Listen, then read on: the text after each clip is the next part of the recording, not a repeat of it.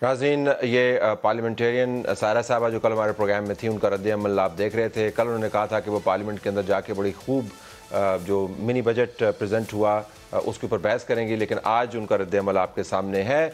Anticipate किया जा रहा है कि इस डॉक्यूमेंट के बाद जो इसहाक डार ने पेश किया, जब ये पास हो जाएगा तो इसके असरात बड़े गहरे मुरतब होंगे आवाम की ज़िंदगी पर। हमारे पास शहबाज राना साहब मौशी तज़कियाकार मौजूद हैं, डॉक्टर अली हुसैन साहब मौजूद हैं, सरबराह हैं शोबा मुआशियात Lahore university of management sciences. दोनों का बहुत शुक्रिया।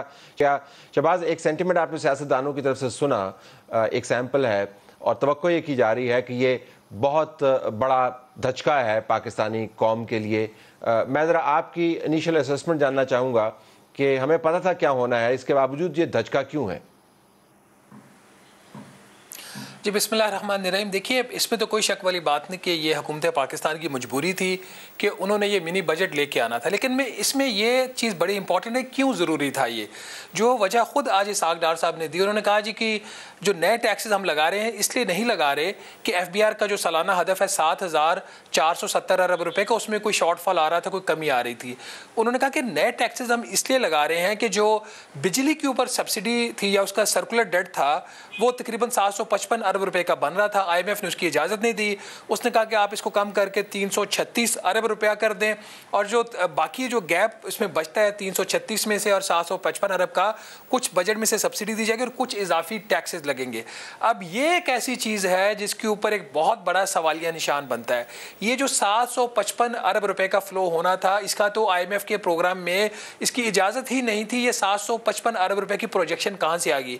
ये 755 अरब रुपए की प्रोजेक्शन इसलिए आई कि वज़ीर-ए-आज़म शहबाज शरीफ साहब ने बगैर कोई बजट में सब्सिडी के उन्होंने एक्सपोर्टर्स को सब्सिडी दे दी, उन्होंने फार्मर्स को सब्सिडी दे दी।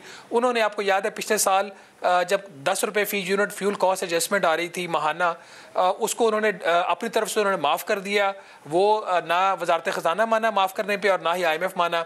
और फिर चौथी बड़ी चीज़ के जो सेक्टर की इनएफिशिएंसी थी, उनकी जो नालायकियाँ थी, कोताहियाँ थी पावर डिवीज़न की, जिसकी वजह से जो बिलों की रिकवरी थी वो 93% से कम होकर 83% हो गई, जिसकी वजह से जो लाइन लॉसेस थे वो जितने अलाउड थे उससे कई फीसद ज़्यादा बढ़ गए।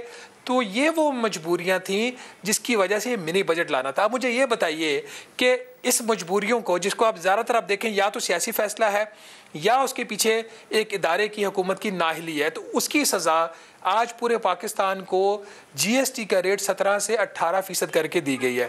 अगर फिर भी मजबूरी थी, हम इतने नालायक हैं, हमारी इतनी सियासी मजबूरियां भी हैं, फिर अगला सवाल ये पैदा होता है कि जो आज उन्होंने इकदाम अनाउंस किए हैं, क्या यही बेहतरीन इकदाम थे या इसके अलावा कोई और ऑप्शन थी? मेरे ख्याल में इसे कहीं डॉक्टर अली से पूछ लेते हैं। डॉक्टर अली से पूछ लेते हैं।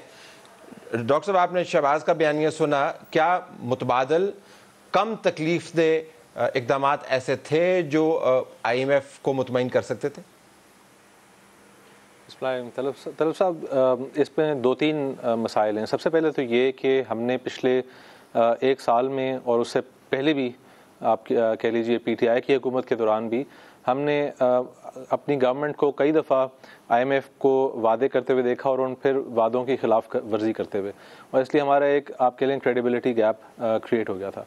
अगर हम एक प्लान के साथ अपना फिस्कल डेफिसिट जो है उसको श्रिंक करने की कोशिश कर रहे होते तो हमारे पास मल्टीपल और ऑप्शंस थी, जिसके अंदर एक तो बुनियादी हमारा इशू जो है वो है कि हमारे प्रोविंसेस के फाइनेंसेस और फेलियर टू टैक्स, यानी टैक्सेस जहां बढ़ाने चाहिए उधर हमने बढ़ाने में कोताही दिखाई है, और जहां नहीं बढ़ाने चाहिए हम उधर दबाव मज़ीद बढ़ाते रहते हैं।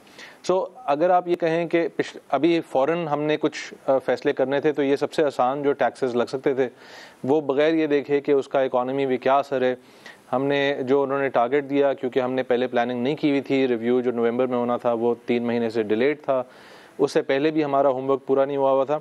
तो ये जो इन्होंने टैक्सेस लगाए हैं ये सेंसिबल क्या, ये मजबूरी के तहत लगाए हैं।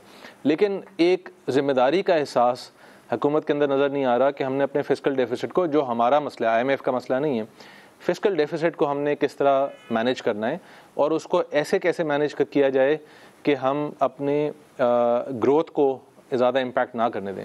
वो अनफॉर्चुनेटली पिछले 2 साल से PDM और PTI दोनों की हुकूमतों ने इसके ऊपर बहुत बुरी कारकर्दगी का मुजाहरा किया।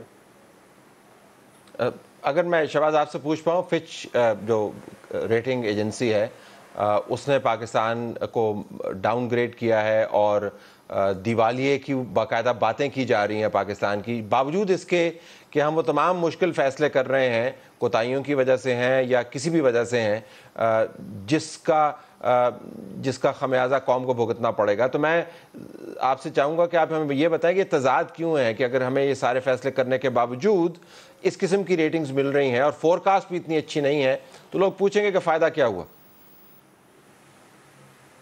देखिए, जो इंटरनेशनल एजेंसीज़ हैं या इंटरनेशनल इदारे हैं, वो कुछ चीज़ों को उनका हमसे ज़्यादा वो प्रीव्यू होती है, ज़्यादा पता होता है। हम सबको पता था, हम लिख भी रहे थे, बोल भी रहे थे कि IMF का जो मिशन है वो 31 जनवरी से 9 फरवरी का था और इसी विज़िट के दौरान इसके ख़त्म होने से पहले एक स्टाफ लेवल एग्रीमेंट होना था। वो स्टाफ लेवल एग्रीमेंट नहीं हुआ। जो IMF ने अपने memorandum for economic and financial policies का डॉक्यूमेंट देना था, ड्राफ्ट, वो हमें पिछले मंडे को मिल जाना चाहिए था। वो जुमे को उन्होंने दिया उसका पहला ड्राफ्ट आपको। तो जब इतना लैग आ रहा हो कमिटमेंट्स में, और उसकी वजह थी जो गलत एक पॉलिसी, एक अप्रोच अपनाई वजारत ख़जाना ने कि वो पहले कोशिश करेंगे IMF को मनवाने की जी कि हम ये काम नहीं कर सकते, हम जो काम प्रपोज कर रहे हैं, ग्रेजुअल अप्रोच हम लेना चाह रहे हैं, आहिस्ता आहिस्ता काम करेंगे, उस पर वो मान जाए। तो हमें तो पहले दिन से पता था, हमें मुज़ाकरा शुरू से पहले पता था कि IMF तो अपनी जगह से पीछे हटेगा नहीं। अगर किसने हटना है तो वो हुकूमत पाकिस्तान ने हटना है। अब हुकूमत ने इसमें वक्त ज़ाया किया। जब वक्त ज़ाया हुआ तो जुमेरात को आपका स्टाफ लेवल, पिछली जो जुमेरात गुजरी, आपका स्टाफ लेवल एग्रीमेंट नहीं हुआ। तो फिर फिच ने 4 माह में दूसरी दफ़ा उन्होंने आपकी जो क्रेडिट रेटिंग है उसको डाउनग्रेड करके CCC नेगेटिव कर दिया। अब इसका रिजल्ट आपको पता है कि अगर सुबह आपको कोई फॉरेन कमर्शियल लोन लेना पड़े हुकूमत पाकिस्तान को या किसी कैपिटल मार्केट में जाके अपने बॉन्ड फ्लोट करना हो, तो आपको पहले तो कोई इंटरेस्ट नहीं आएगा। अगर आएगा तो इतने शरह सूद के ऊपर आएगा कि पॉलिटिकली आपके लिए वो करना अनवायबल हो जाएगा। तो ये जो चीज़ें जब हो रही होती हैं तो इंटरनेशनल मार्केट्स उसको रिएक्ट करती हैं। हमारा मुआहिदा जब भी हो जाएगा, स्टाफ लेवल एग्रीमेंट, आज हो जाए, 10 दिन में हो जाए, 4 दिन में हो जाए, तो चीज़ें ग्रेजुअली इंप्रूव होना शुरू हो जाएंगी। लेकिन तलत साहब, एक चीज़ यहाँ पे क्लैरिफाई मैं कर दूँ, जो रेटिंग डाउनग्रेड है वो तो हो जाती है, उसको वापस दोबारा अच्छी रेटिंग पे लेके जाने में कम से कम 4 से 6 माह का वक्त लगता है। तो कल अगर आपका IMF का प्रोग्राम हो भी जाता है, आपकी चीज़ें रिस्टोर भी होना शुरू हो जाती है, तो फ़ौरन आपको अच्छी रेटिंग नहीं मिलेगी। ख़ास तौर पर जब वजारत ख़जाना की एक यूजुअल उसकी अप्रोच होती है इन रेटिंग एजेंसीज़ को डील करने की, अगर वो मौजूद है तो शायद 1 आध माह और लग जाए। तो अभी देखिए आगे होता है क्या, वक्त लगेगा इन चीज़ों को ठीक होने में। पहला स्टेप हमारा स्टाफ लेवल एग्रीमेंट होना है, जितनी जल्दी हो जाए उतनी जल्दी जो अनसर्टेनिटी है वो ख़त्म हो जाएगी। Okay, I have to leave it there. आप दोनों